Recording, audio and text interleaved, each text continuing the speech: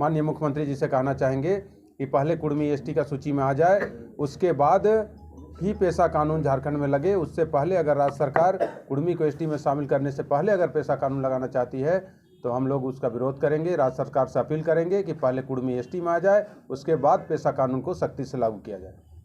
कुर्मी जो है आदिवासी बनने के लिए फिर एक बार मांग जोरों से उठाने की आज बैठक किए हैं और ये कहें कि पेशा कानून खास करके तब लागू हो जब कुर्मी को आदिवासी में शामिल कर लिया जाए। इस पर देखिए, वो भी दो नाव में चलने वाले लोग हैं।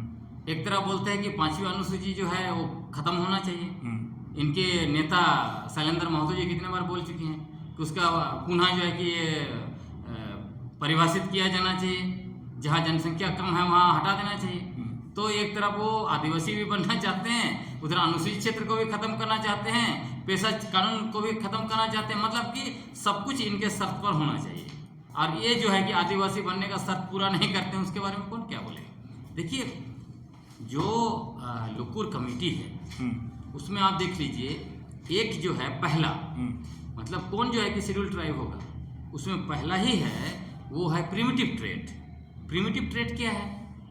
प्रिमिटिव ट्रेड का मतलब ये नहीं होता है सरना पूजा।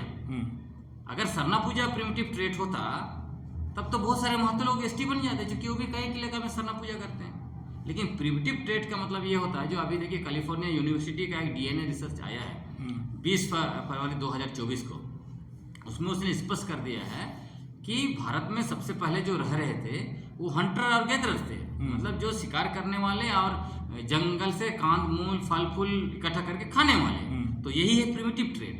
आप खोज लीजिए, आप महत्व लोगों के बीच में क्या प्रिमिटिव ट्रेड है।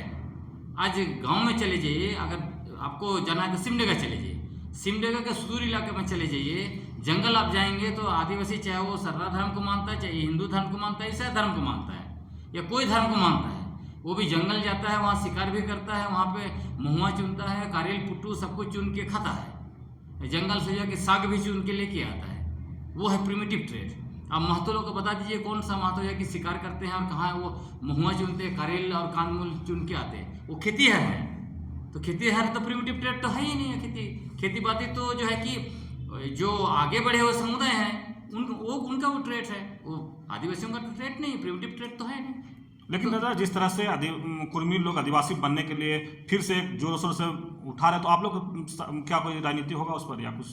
देखिए, भारत जो है, भारत का संविधान अनुच्छेद 19 सभी लोगों को 19(1) सबको जो है कि अभिव्यक्ति की आज़ादी दिया है ना। तो अपना अधिकार के लोग मांग करें, उसमें कोई दिक्कत नहीं। अगर सरकार अगर बना देती है तब आप लोगों का क्या रणनीति होगा? वो तो देखिए, हमारा स्पष्ट कहना है कि आप जो है कि जो स्थापित चीज़ें हैं उसी स्थापित चीज़ों को लेके आगे जाइए। आप अगर उस स्थापित, और सबसे बड़ी बात है, अब टीआरए है ना भाई, आदिवासियों को लेकर स्टडी करने के लिए कौन से मतलब आदिवासी है कि नहीं है, तो उसमें तो टीआरए ने रिपोर्ट दे दिया है, उनको रिपोर्ट दे दिया कि भाई ये है नहीं। आप उसको रिव्यू कराइए, दोबारा फर्जी रिपोर्ट बनाइए, उसके बाद बनिए, वो तो अलग बात है। हमारे देश में एक्चुअली हो क्या रहा है कि जो भी जातीय समुदाय उनका जो है इसको देख के, वोट बैंक को देख के उनको नस्लीय समुदाय में डाल देते हैं। अब इसमें बहुत स्पष्ट है, आदिवासी जातीय समुदाय नहीं है, आदिवासी नस्लीय समुदाय है, आदिवासी धार्मिक समुदाय नहीं है। ये जो धार्मिक समुदाय और जातीय समुदाय जो हैं वो एक तरह से वही लोग हैं, तो अंतर स्पष्ट है। इसके बावजूद अगर उनको कोई आदिवासी बना दे, मतलब देखिए सिंपल सा बात है, एसटी बनना, शेड्यूल ट्राइब का लिस्ट में जाना और आदिवासी होना दोनों दो चीज़ें हैं। मतलब आप उस लिस्ट में जाके आदिवासियों को मिलने वाला फायदा तो आप ले सकते हैं, लेकिन जो है आप जो है हकीकत में आदिवासी बन पाएंगे क्या? आप जाके खोज के देख लीजिए, नाम नहीं लूँगा मैं, कौन कौन समुदाय ऐसे हैं वहाँ प्रिमिटिव ट्रेड है ही नहीं। आदिवासी जो है वो पैदाइश बनता है। जैसे मान लीजिए अभी कोई समुदाय को लिस्ट से हटा देगा तो आदिवासी से खारिज हो जाएगा।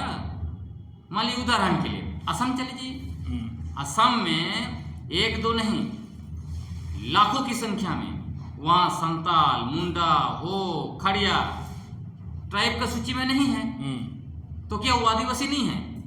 इस बात को आपको समझना पड़ेगा।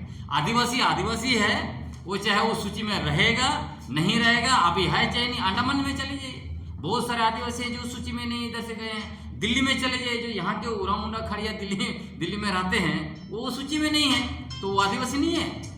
ये बेतुकी मतलब आर्ग्यूमेंट है ये, मतलब मैंने इसमें कुछ इनका मांग बेतुकी है।